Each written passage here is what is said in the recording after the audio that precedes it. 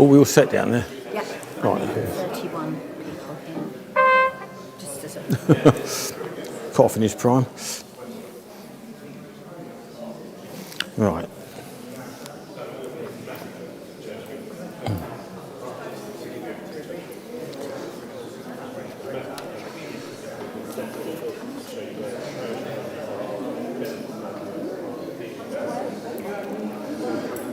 Good evening, everybody. Can I, first of all, thank you for coming along this evening to this presentation. Thank you for the coffee. You're most welcome. I'd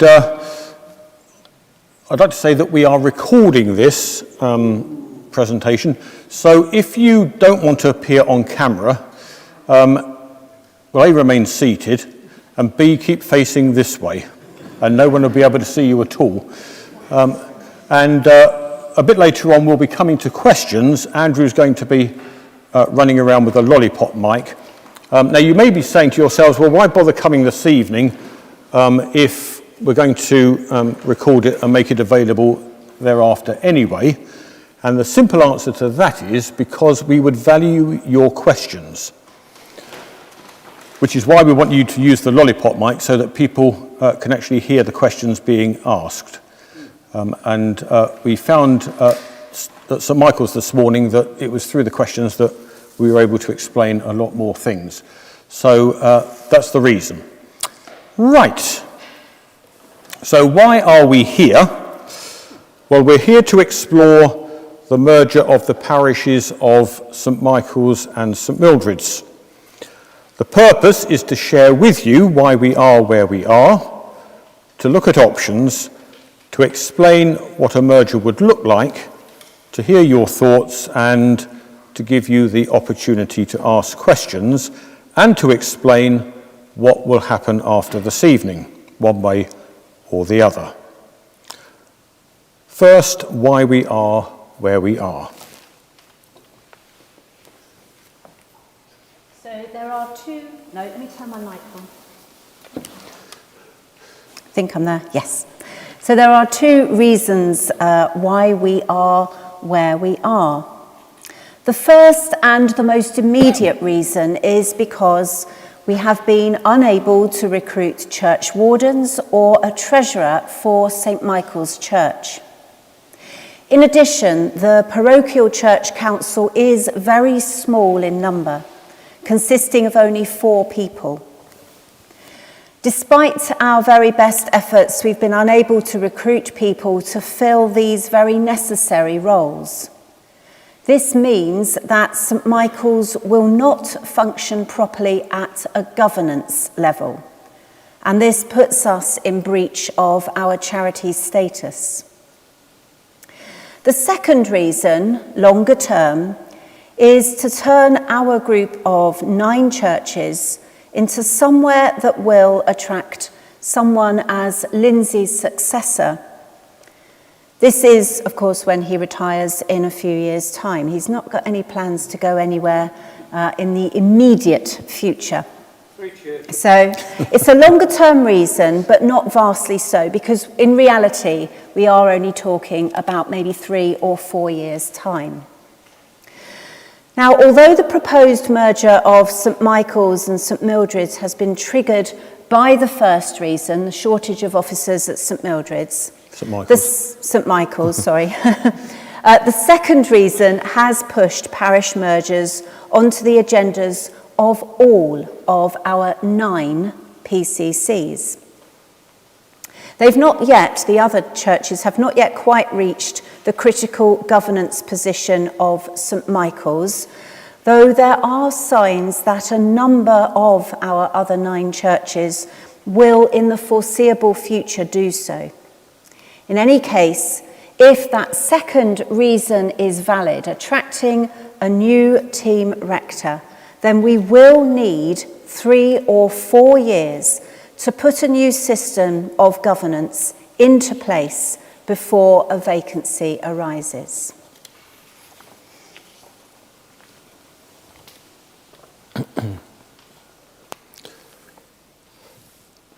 Now, we'd like to explain at this point what a merger is not.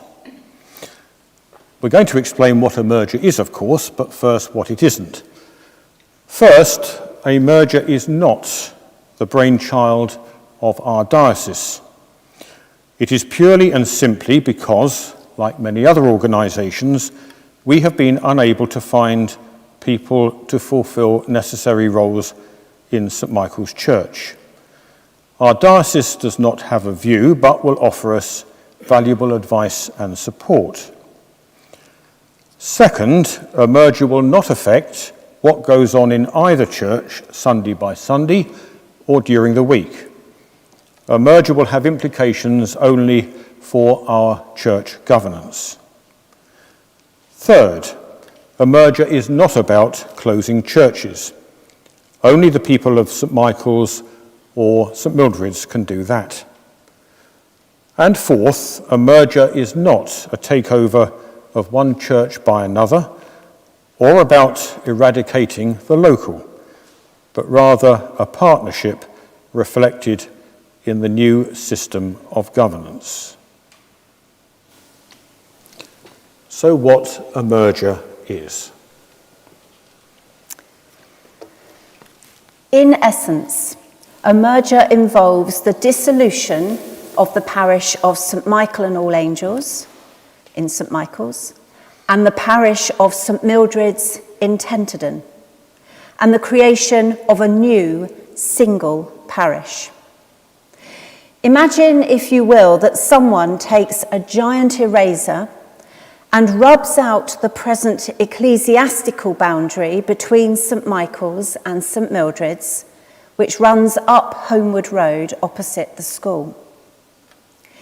If this were to happen, we would have one much larger geographical area, its circumference enclosed by the current parish boundaries. A merger of this kind would lead us to have a single parochial church council, one bank account, and 2 churches.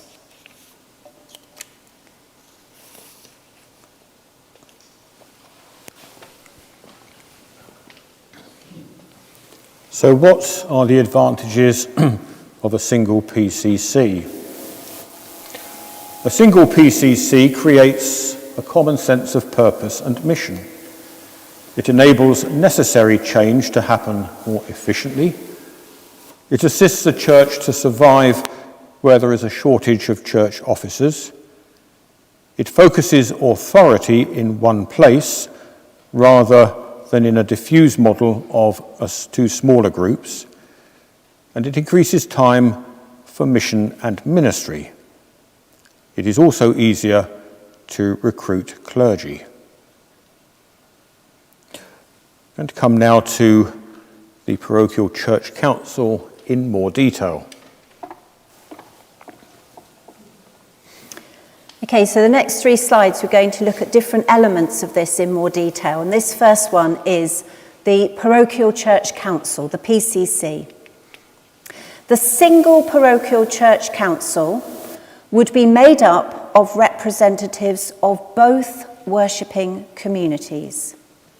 Leading it would be 2 church wardens in conjunction with the team rector and the team vicar. The Parochial Church Council would be responsible for making strategic decisions about the direction of the single parish. They would also make decisions about its worship and its ministry.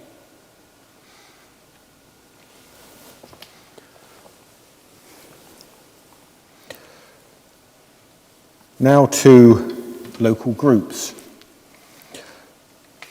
In addition to a single PCC, which of course is the legally responsible body, we would also seek to create local groups.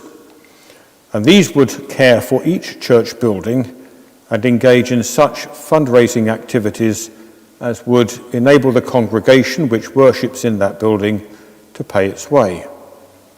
The local groups would comprise members of the congregation, but also people from the wider community who have, for example, a love of that church building and who want to see it maintained. And here we see a possible structure. Now, in the centre is the parochial church council, of course, the legally responsible body, and around the circle are other circles. The pink circles are, if you like, direct subcommittees of the PCC. Now, there may be others which we haven't added in at this point. So, for example, the transformation team, transformation group, overseeing the reordering of St Mildred's would be one such. But you've got things like safeguarding and finance. The Bold Outcomes group is a newly created group which is charged with seeing how we can fulfil the bold outcomes set by our diocese. And the other one there is Grasping the Nettle. Again, a fairly new group which was established with representation from each of our church councils on it to see how we can respond to many of the challenges which we face as churches, in common with many other churches. And that would include, for example, how we make our church more attractive to recruit a team rector. The yellow circles are the purely local groups. So you would have, for example, a church buildings group at St Michael's and one at St Mildred's, which effectively we already have anyway, the latter, and a St Michael's and a St Mildred's finance team, fundraising group. So each of those churches, each of the two churches would have local representation on those groups and be charged with keeping the building in good order and raising necessary funds to do so and to enable our parish share to be paid. So that's a possible structure. It's not the only possible structure, but it is a possible structure, but at least it gives an indication of a way forward should this come to fruition. So that's our possible church structure. Right, now to money.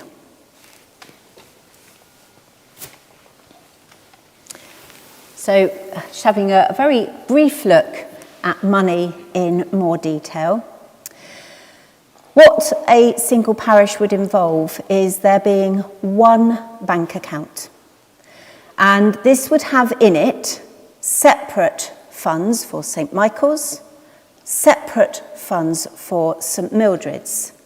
Also, existing designated funds and restricted funds would be safeguarded for the churches to which they have been given. So if you can imagine one large ledger, there would still be a St Michael's column, there would still be a St Mildred's column, but all the cash is maintained in one bank or one bank account. Okay. Do you want to talk about elections? Yes. I think you would. Elections. Right. Now, should this proposal be accepted, a scheme would be drawn up to ensure fairness of representation. Representatives would be elected by members whose names appear on the new electoral roll, which we would create by combining the two current electoral rolls. So a whole new roll would be prepared with the names of everybody whose names are on it already, the two current electoral rolls. They would all be on the new electoral roll. And at this point, I'll introduce you to the delights of M34. M34. So you're now about to find out all about M34. I'm sure it's a road somewhere, but for the purposes of this evening, M34 comes from the Church Representation Rules and is very much, it's specifically a ruling for a parish with more than one place of worship, and this is to do with election of representatives of laity. In other words, electing people to that PCC if you've got more than one place of worship in your parish. So if there are in the parish 2 or more churches, the annual meeting may make a scheme for the election of representatives of the laity to the PCC in a way that is intended to make due provision for the representation of the congregation of each church. In other words, it would be in our hands to draw up a scheme that ensures that there is a mechanism of fair representation of people who worship at St Michael's currently and people who worship at St Mildred's currently. So it would be in our hands to draw that up so that it's something that we as worshipping communities are happy with. Okay. Again, it's a bit like we were saying earlier, it's not something directed at us from the Church of England, from the diocese or anything else. There is a lot that is in our hands. So probably don't need to see too much more about M34. I don't think so, really. Not at the moment. No. Okay. But we could go on for hours about Oh, M34. we could. Options. Now, bear in mind that we are talking only about church governance. We are not talking about either closing churches or ending services. What we are saying that if we do accept the proposal, support the single parish proposal, this would enable 2 churches to work together into God's future. So that's one option, to adopt the proposal. The other option is to reject the single parish proposal, but if the continuing absence of volunteers to take on roles at St Michael's continues, and so far we have drawn an utter blank, and there's no reason to think why that would change.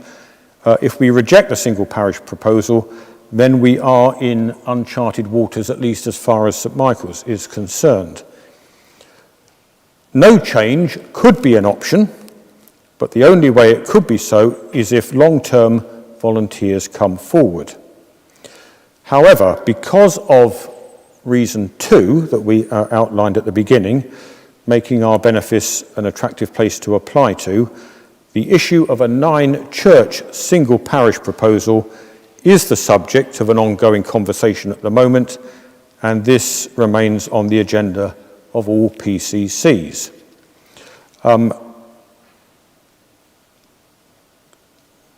I think that's probably all we need to say about options. So it's basically supporting the proposal, rejecting it, or hoping, almost against hope, that we actually do find volunteers in the next few weeks. But the issue is very, very pressing time-wise. Okay, so what happens next?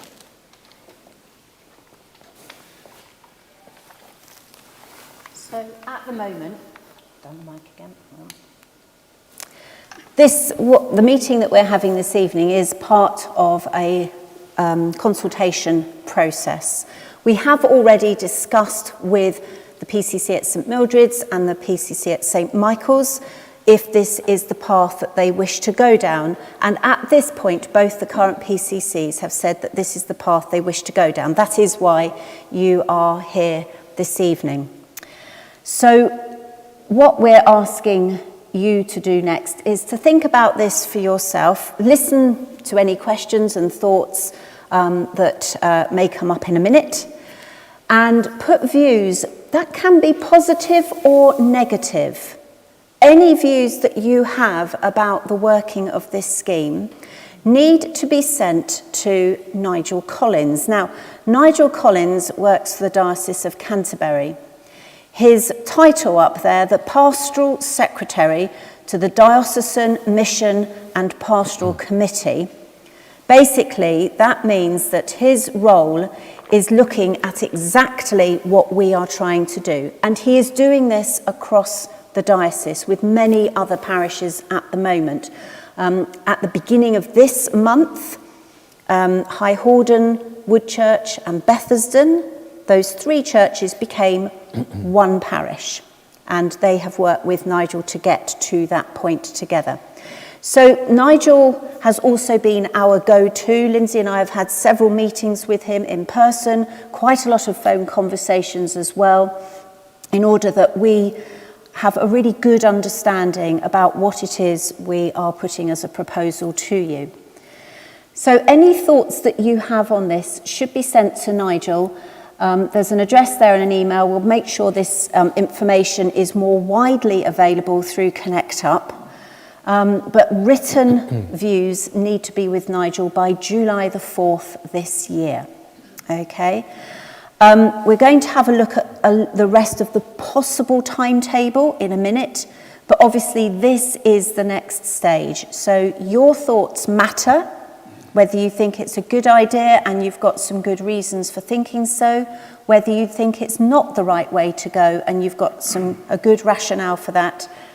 Pop it on paper, send it to Nigel, and that's kind of where things to some extent will leave our control. And I'm going to hand over to Lindsay to explain how the rest of this process will work from this point. So a possible timeline, the St Michael's St Mildred's merger is already tabled to be on the agenda of the meeting of the Diocesan Mission and Pastoral Committee on the 16th of July. Now, at that meeting, the Diocesan Committee will have hopefully the written agreement of both PCCs in favour of this proposal, together with any other written submissions that are sent in. Now then, if the Diocesan Mission and Pastoral Committee supports the proposal, they will then send it to Bishop Rose, who will, if she also agrees, sign it. The Bishop will then send her recommendation to the Church Commissioners, who will also undertake another process of consultation. This will be completed in September or October. Now, if everybody is content, the new parish would come into being, slightly depending on the working out of the timetable, either on the 1st of November or on the 1st of December.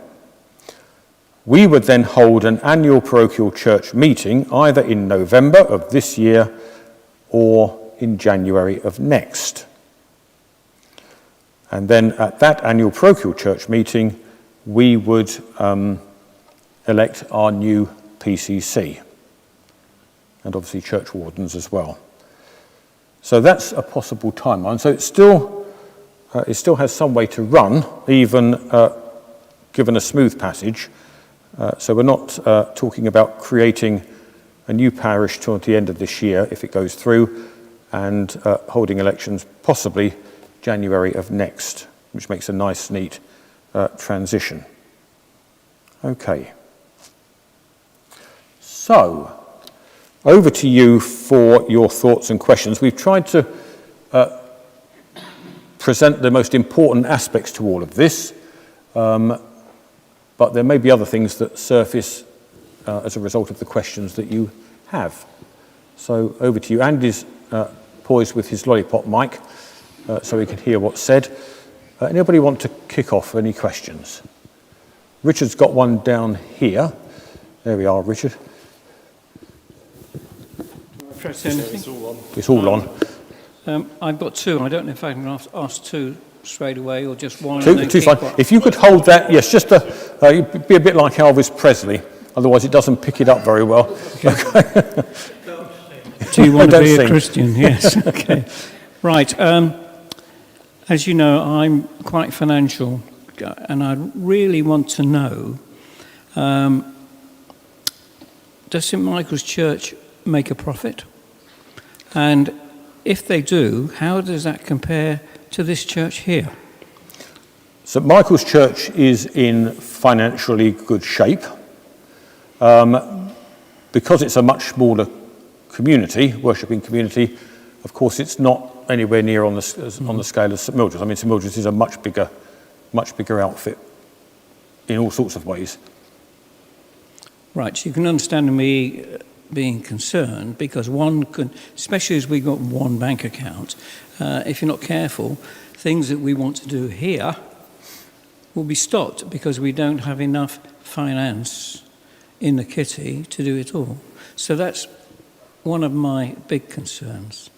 The next question I've got, people have asked me, at the moment on a Sunday we have the set worships, 8 o'clock, 9:30 and the evening.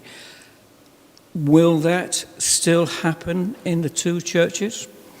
So what I really need to make absolutely crystal clear, and this came up this morning, is that our worship and what happens during the week is not affected by this in any shape or form. This is a completely different issue, and it's really important that we grasp this.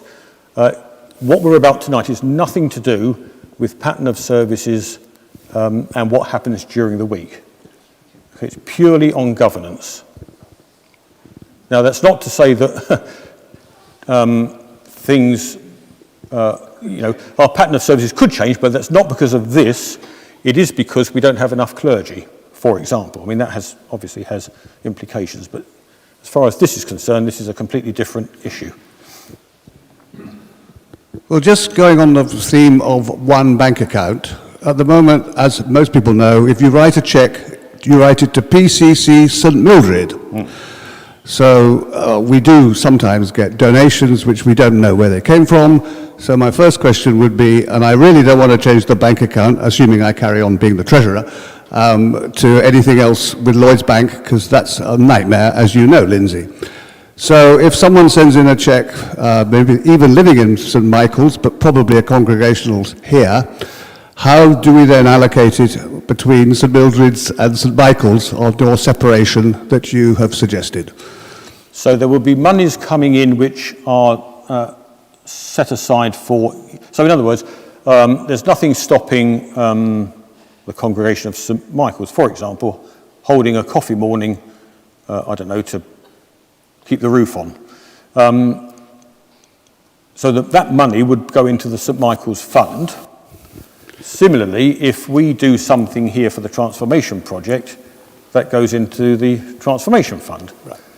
So those are straightforward.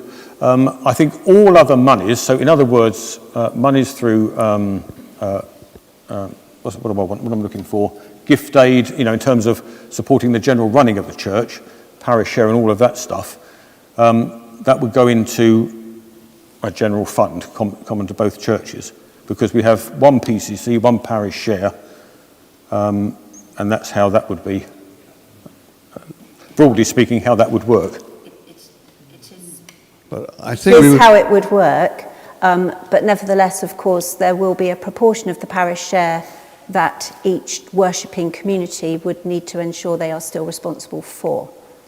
Yes. So, at the moment, St Michael's pay an amount and St Mildred's pay an amount, and although combined they would be paying one larger amount, St Mildred's and St Michael's would each still be responsible for a proportion of that parish share. It doesn't fall on one worshipping community or the other to pay that parish share.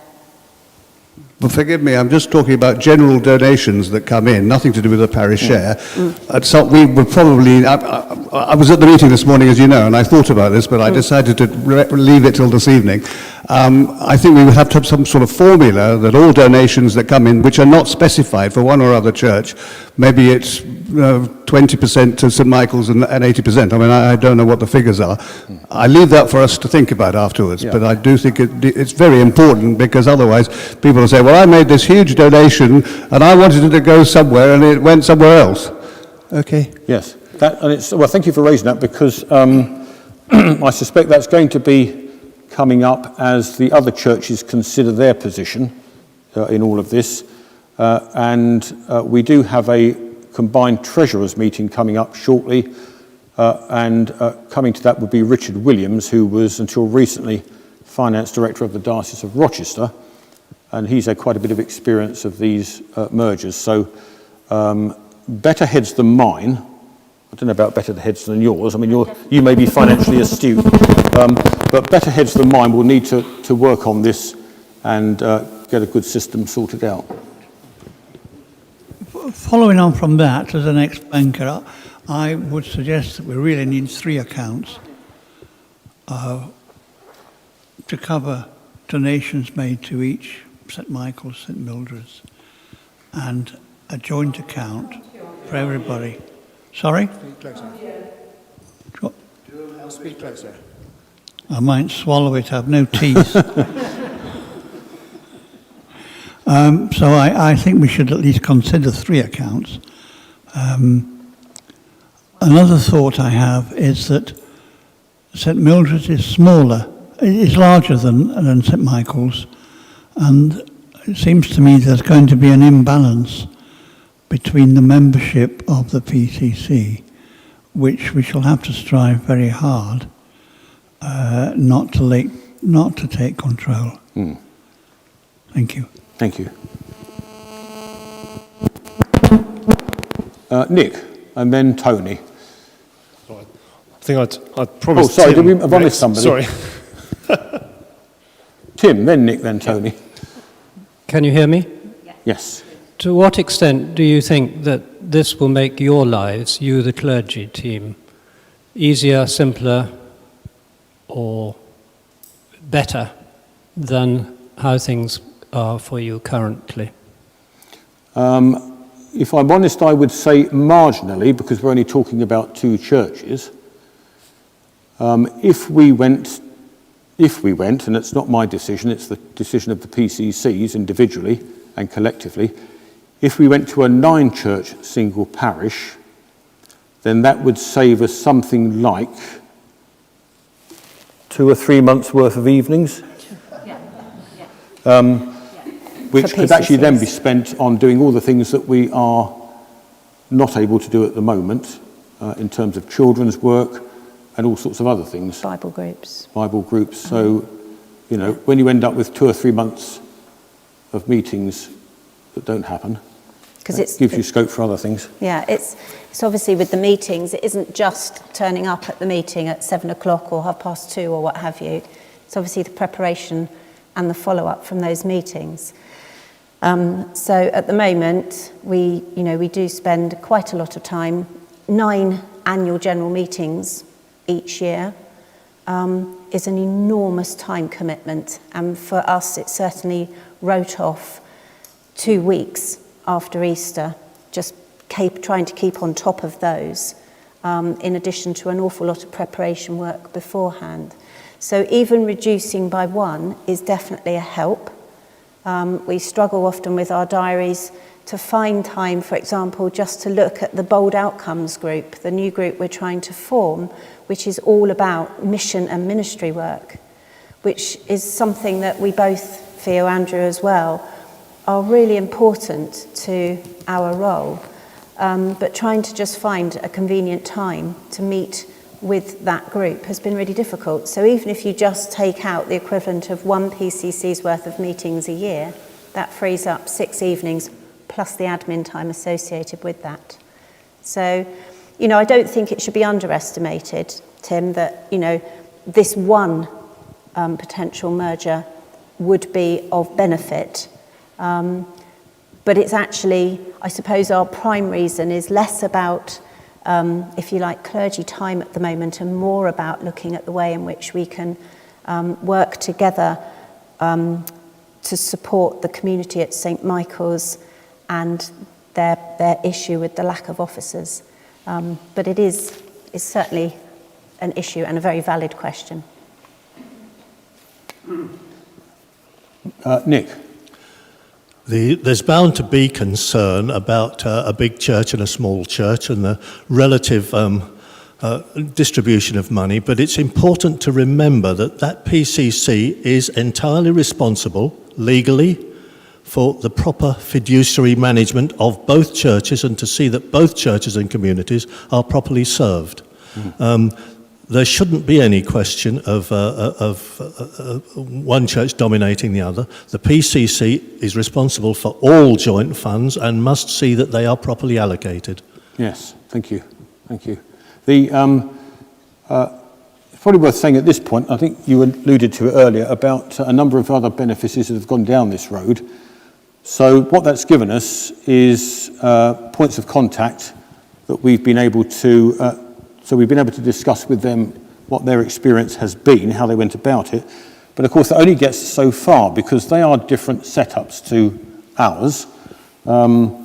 And part of the slight vagueness about the proposal, if it is vagueness, is the fact that we have got together to work out the fine detail and how it's going to be properly managed, including the finance stuff, how the PCC is set up, which is also quite exciting, but there's no absolute blueprint for this.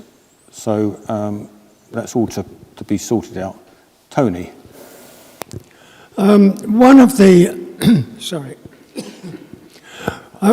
the reasons that we've got to where we are is that church wardens are not coming forward.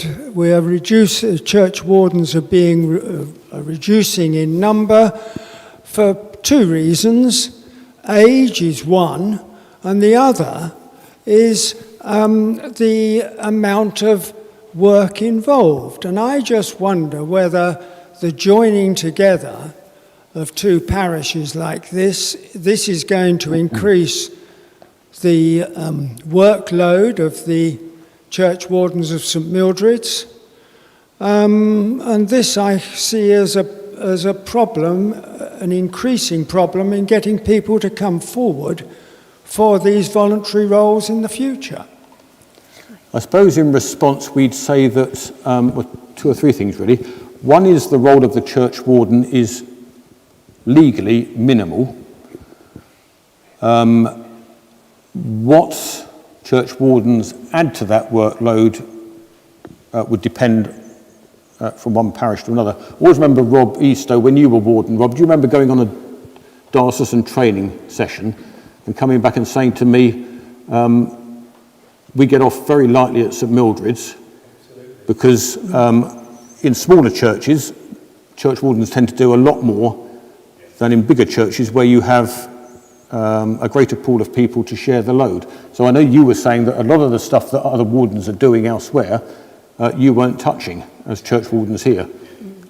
So I think the other thing to say is that if this comes to fruition, quite clearly you can't be church warden to two churches in the same way that you could be church warden to one. So a very clear job description, as it were, would have to be drawn up. But it's not dissimilar to us because we can't be parish priests to 9 churches in the same way that we can be parish priests to one, although there are people out there who still expect us to be parish priests to 9 in the same way that we were parish priests to 1, going back in time.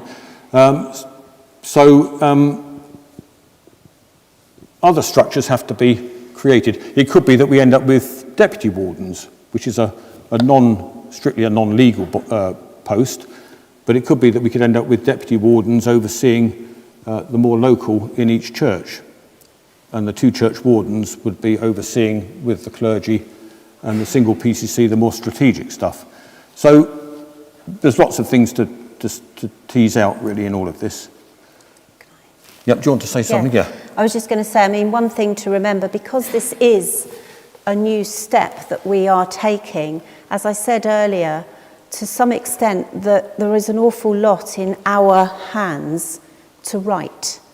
So our definition of what the church wardens will do is going to suit our context. And the way in which we make those roles work is so that it works for us. So, we won't necessarily go down a traditional route. As long as the basic legal bits are covered, the role is what we create it to be. and we decide that together. So there's an awful lot of flexibility.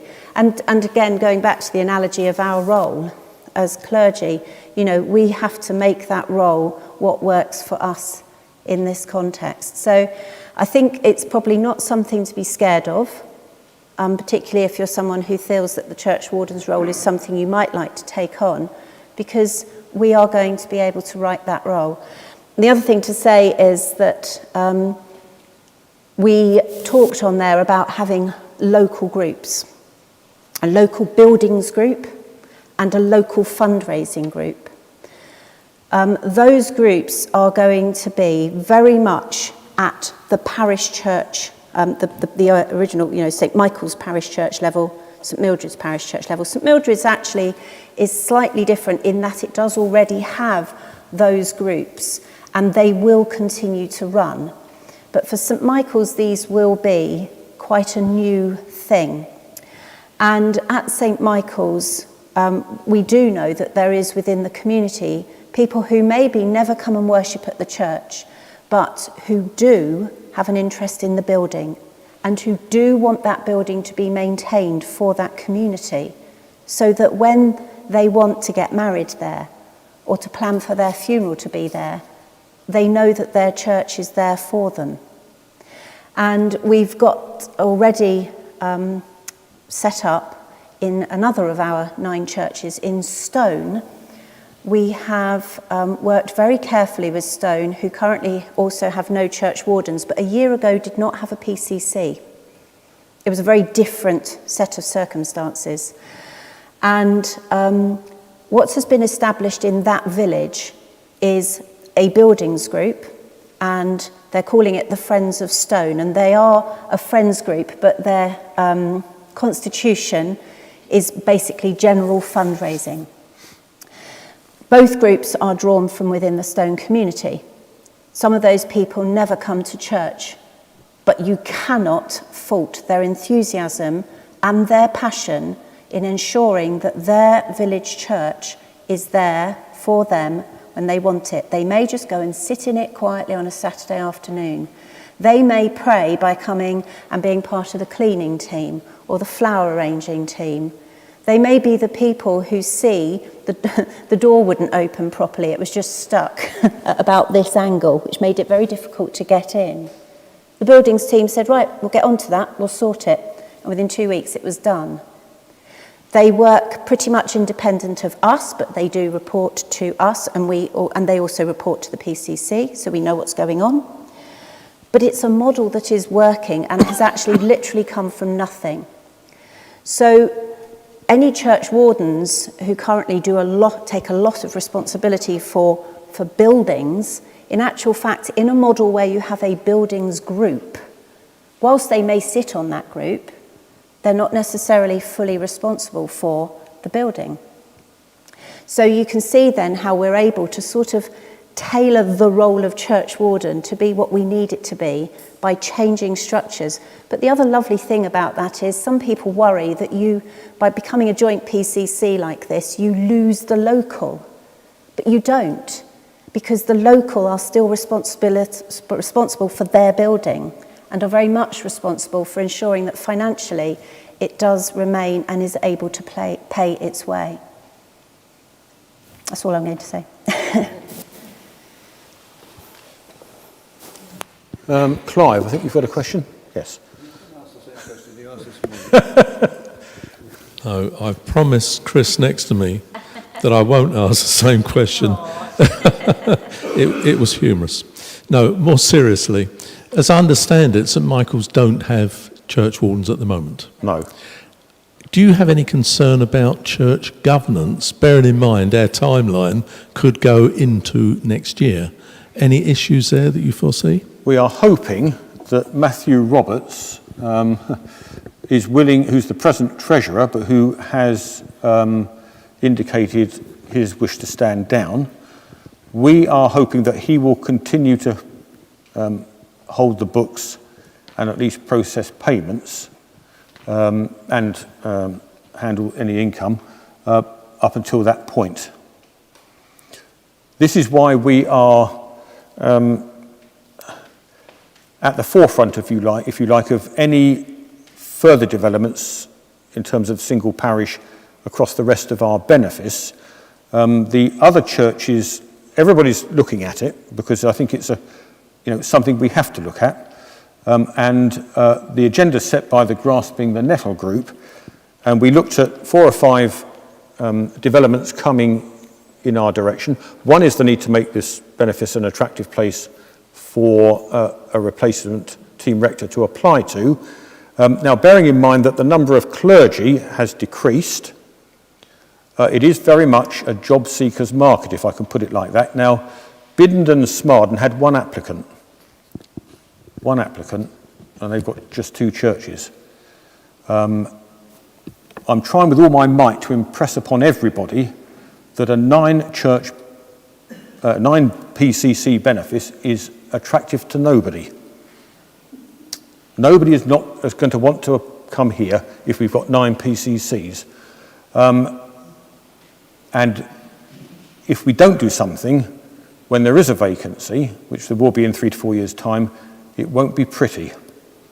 I mean, it could be a very dispiriting time. So this is why, it doesn't matter to me in one way because I won't be around, but it does matter to me because I do care about this benefice and particularly about this church.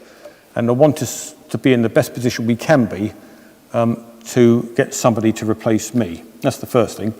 Other things, and we've talked about, other challenges, difficulty in getting officers on PCCs. Even where we've got people in post, we're only 1 resignation away from being in the same position as St Michael's.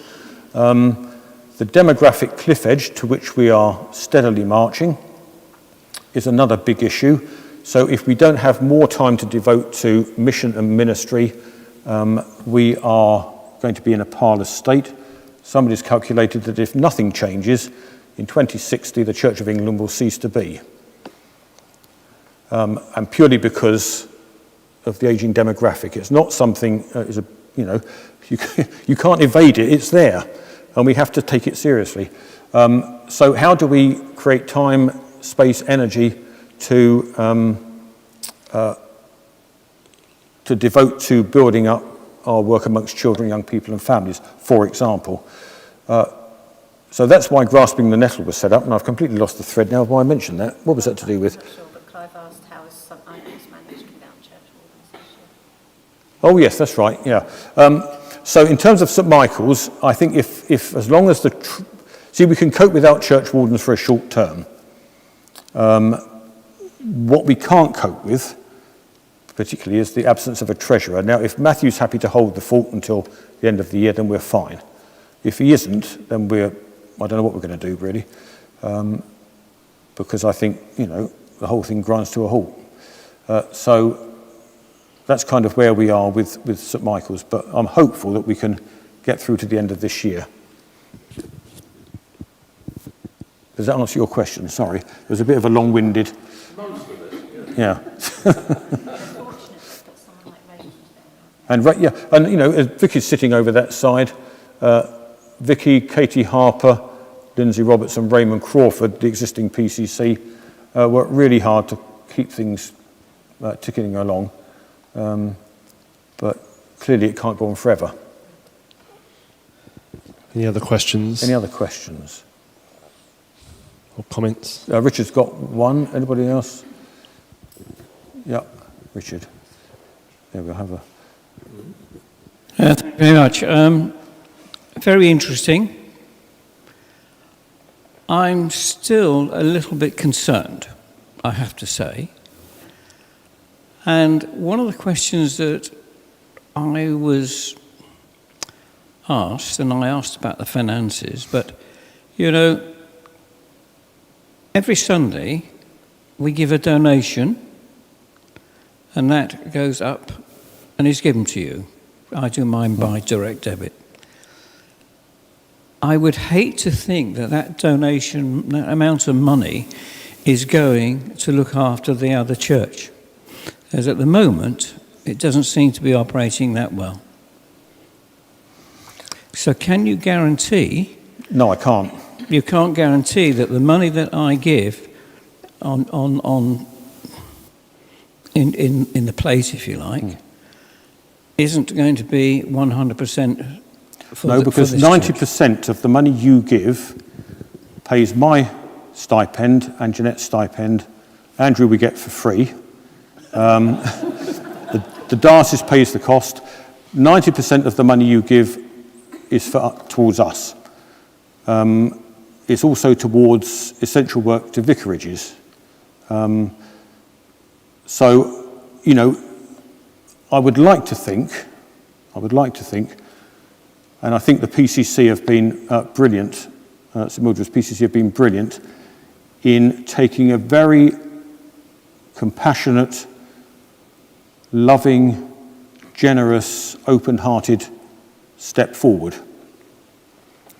Seeing that actually it's not about St Mildred's or St Michael's, it's about us. We are the Church of Christ in this place. And if we're going to get caught up in, well, actually, you know, that money was given in a context of a church service at St Mildred's, but a bit of it might be spent on St Michael's, so what? We cannot afford to get into that way of thinking. Otherwise, I mean, we're all doomed, really, aren't we? We are the Church of Christ first and foremost. We are not the Church of St Mildred's or the Church of St Michael's. And I do think that's really, really important to hang on to. And I take my hat off to the PCC because, as people here on it will testify, you know, they could have, the PCC here could have walked away from it and said, we're not going to touch this with a barge pole. But I think it is about seeing this benefice as a family of churches, and we are here to help and support each other. I don't mean to come down hard on you, Richard, but I think, you know, we've got to break that way of thinking. I do think so. I appreciate that, but when I read in the church magazine how much work you have to do on Wednesday, I thought to myself, good gracious me, how much time has he got for prayer? Or she? I mean, you do work hard on a Wednesday, yes? Well, at least you tell us in the magazine that you do. We do work hard, but we do make time for prayer. I think our entire life is I don't think any of us would get through if we didn't have time for prayer. So, I know, but yeah. So, okay. Yeah. Sue, over there.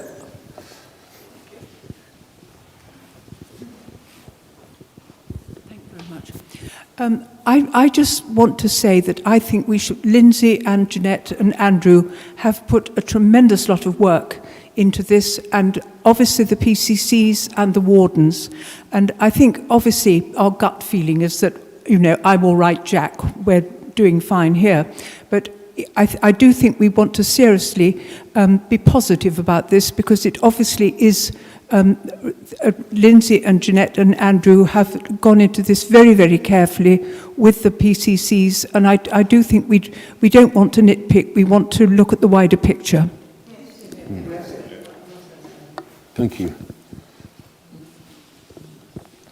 Anything else? This doesn't mean by then that you by the way, that you can't ask questions at any point beyond tonight. You know, please, if anything wakes you up at 3 a.m, keep it to yourself, and then ring at 5, or whatever. But we're happy to answer questions going forward. So, in terms of the next step, then we'll bring up dear old Nigel's details. Oh, thank you for coming. Yes, very important. So, we're going to put, yes, now this little recording hopefully would be available for people to watch well, either you can watch it for a second time, if people aren't here tonight, they can watch it, and we'll put these details in Connect Up as well. So, whatever your views, pro or against, do let Nigel Collins know. What we would say is, and someone was reminding us of this morning at St Michael's, the tendency is only for people who are against things to put their views in writing. it would be helpful, and it doesn't need to be a great worked out thing, but just a simple message saying, via email for example, saying to Nigel that you've had a chance to think about this and you would like to support it. So I think supportive views are as important in terms of the overall consideration of the way forward. So that's by the 4th of July, and then we'll go forward according to that timetable after that. Does that? Thank you. Is that okay? Yes, thank you very much.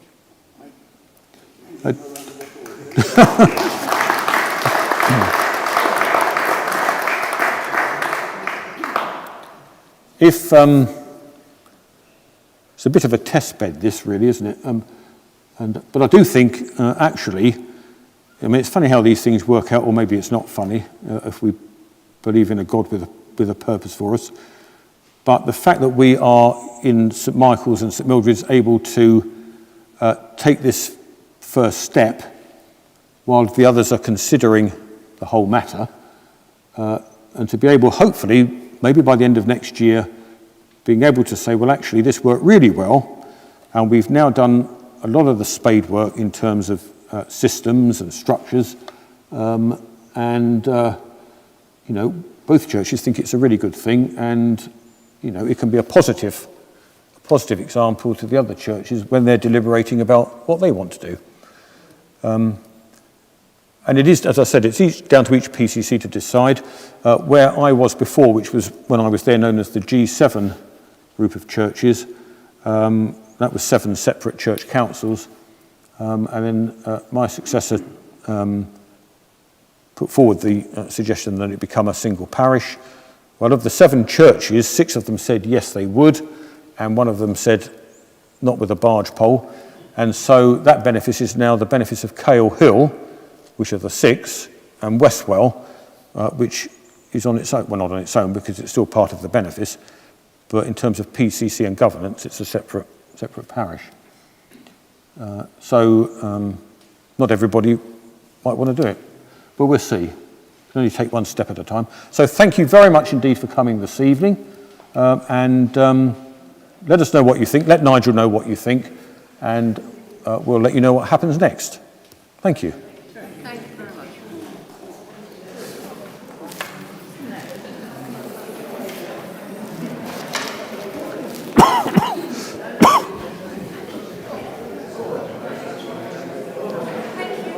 Thank you.